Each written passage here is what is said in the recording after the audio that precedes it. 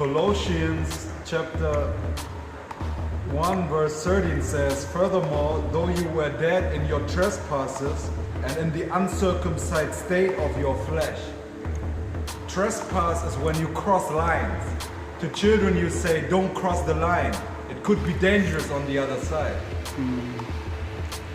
When you are dead in trespasses, it means you're not in a state of being alive.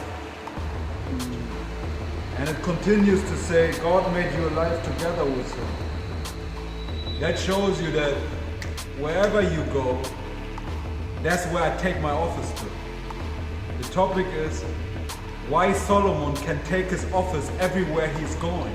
Once you've been made alive, once you are not dead in your trespasses anymore, once you have fellowship, you take His presence everywhere you're going. It says He kindly forgave us all our trespasses. You see, that's a forgiveness which manifests itself.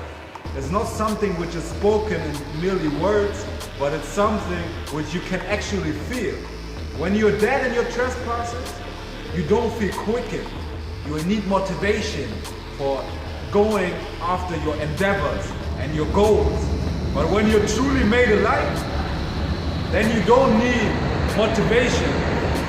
But the Spirit is the one who is constantly challenging you, bringing you to places where you don't say, all right, this is my working place.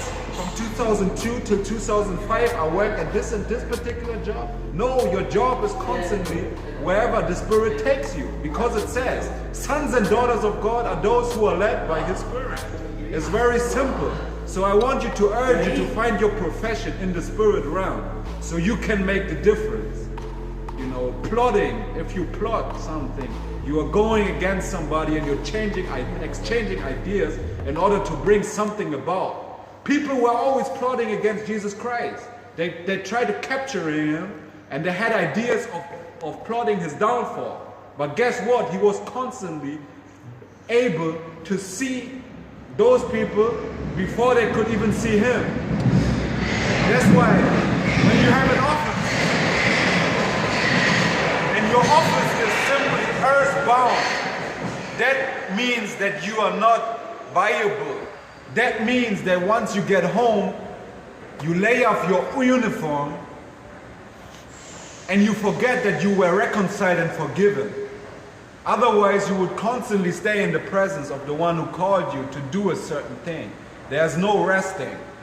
You know, imagine how angels are. They walk without a body and they're constantly giving worship before the throne of God, which means they're constantly working without a physical,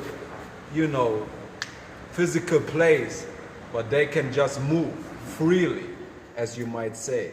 So let's turn to another scripture. It's in Ephesians. No, it's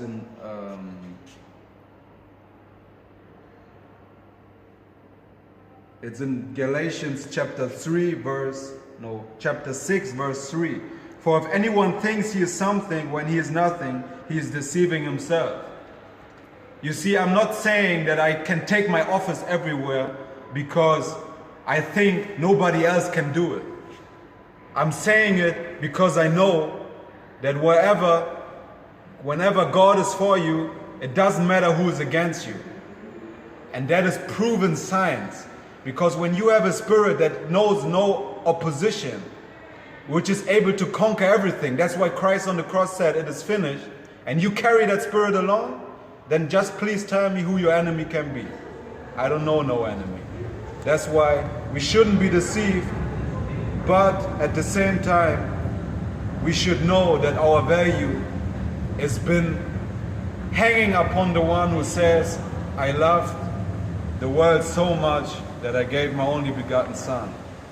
That's the value that you get once you are led by the Spirit of God. So with all that being said, I can take my office everywhere I'm going because my office has been sealed in heaven. Because my office